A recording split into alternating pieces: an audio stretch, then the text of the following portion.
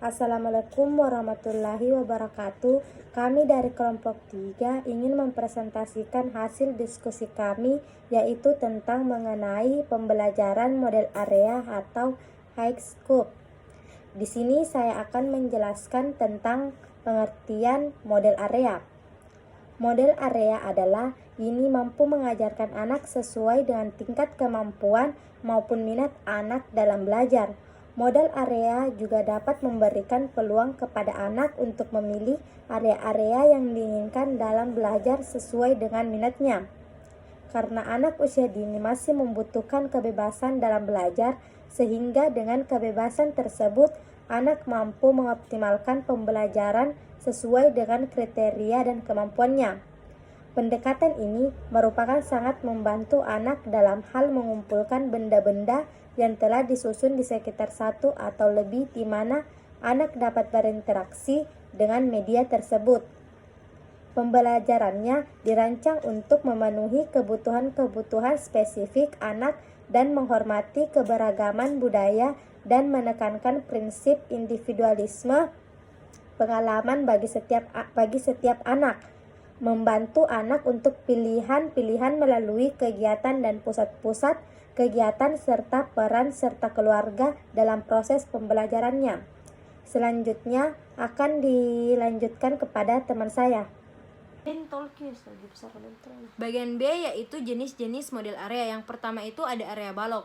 Area balok memfasilitasi anak untuk mengembangkan pengetahuan dan keterampilan berpikir matematika, pola, bentuk geometris, hubungan satu dengan yang lain, penambahan, pengurangan, pengalian, dan pembagian melalui kegiatan membangun dengan balok.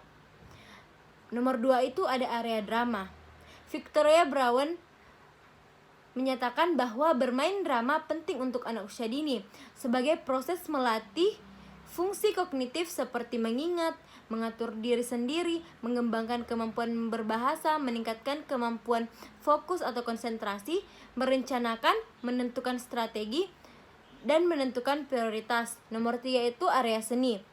Area seni mendukung pengembangan kreativitas dan pengalaman taktil anak untuk menggunakan berbagai bahan dan alat. Inti dari kegiatan seni adalah anak-anak akan mengekspresikan apa yang mereka amati, pikirkan, bayangkan, dan rasakan melalui alat dan bahan yang digunakannya. Nomor 4, keaksaraan. Area membaca bukan berarti mengajarkan anak untuk membaca dan menulis, seperti layaknya kegiatan membaca dan menulis di sekolah. Area membaca dan menulis mulai dengan mengenal simbol-simbol sederhana dari benda yang ada di sekelilingnya, membuat coretan di kertas, dan masih banyak lagi. Yang kelima itu ada area pasir dan air. Area pasir dan air lebih kepada pengembangan sensori motorik. Namun area ini sangat kaya dengan konsep-konsep matematika dan sains, di mana anak belajar penuh kosong, berat ringan, volume, dan sebagainya. Anak juga akan mempelajari tentang perubahan bentuk, perubahan warna, dan sebagainya. Selanjutnya, area gerak dan musik. Gerak dan musik untuk anak usia dini sangatlah penting untuk membangun kesadaran akan gerakan diri sendiri, melatih kelenturan, mengikuti irama musik, mengenal bunyi alat musik, mengeksplorasi alat-alat sederhana menjadi alat musik bebas. Kegiatan gerak untuk anak usia dini, berkegiatan yang menyenangkan di area gerak dan lagu akan berpengaruh pada kemampuan berpikir dan berbahasa, kemampuan memecahkan masalah, kemampuan fokus, membangun kesadaran spesial, mengembangkan rasa percaya diri, melatih kekuatan, kelenturan, dan koordinasi fisik, serta membangun keterampilan sosial pada anak. Area sains. Area sains menyediakan banyak kesempatan bagi anak-anak untuk menggunakan panca indera dan menyalurkan langsung minat mereka terhadap kejadian-kejadian alamiah dan kegiatan-kegiatan manipulatif. Area sains juga dapat dilakukan di luar ruangan dengan tanaman, binatang, serta benda-benda yang ada di sekitarnya. Area matematika. Area matematika sangat kental dengan kegiatan manipulatif. Di area ini, anak dapat belajar tentang bentuk, hitungan, angka, jumlah, pengelompokan, ukuran, pola, serta memasangkan. Di area ini juga, anak belajar pengembangan bahasa, sosial emosional, dan aspek perkembangan lainnya. Area Imtak.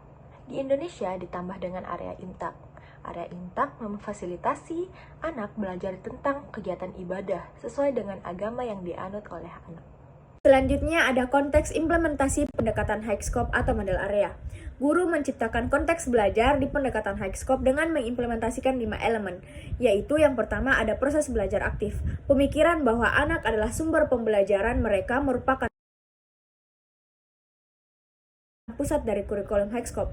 Guru membantu anak belajar aktif dengan menyediakan banyak bahan, membuat rencana, mereview aktivitas dengan anak, berinteraksi dan mengamati anak secara individu, dan membimbing kelompok besar maupun kecil untuk melakukan aktivitas belajar secara aktif. Yang kedua, ada penataan ruangan kelas. Pengaturan kelas membuat anak untuk terlibat secara personal, untuk mendapatkan pengalaman belajar yang berarti. Selain itu, kelas berisi 3 atau lebih area yang mendorong untuk dipilih. Guru memilih secara sentra dan aktivitas yang dipakai di kelas berdasarkan beberapa pertimbangan. Yang pertama ada minat anak, yang kedua kesempatan untuk melibatkan secara aktif dalam mengurutkan angka, hubungan, mengelompokkan hubungan spesial dan perkembangan bahasa.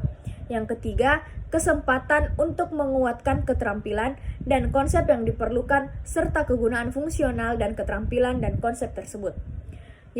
Bagian ketiga ada jadwal harian. Jadwal harian mempertimbangkan level perkembangan anak, menyediakan 60-70 menit untuk proses plan, do, review.